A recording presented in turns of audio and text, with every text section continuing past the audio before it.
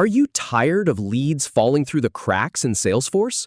Learn how to add leads to a campaign in just 30 seconds. I'll walk you through the exact steps: selecting a lead, choosing your campaign, and setting the member status. Let's go! Start by clicking on the Leads tab to see your list of leads. Then, find the lead you want to add to a campaign and check the box next to it. Now, click on the Add to Campaign button to open the campaign selection panel. Click on the campaign box to see the available campaigns. Then, click on Test. That's the campaign you'll be adding the lead to.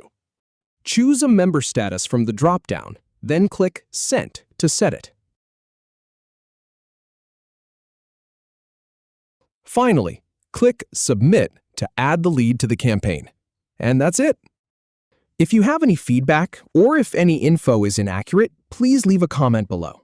We'll do our best to answer or redo the video if needed. Thanks for watching.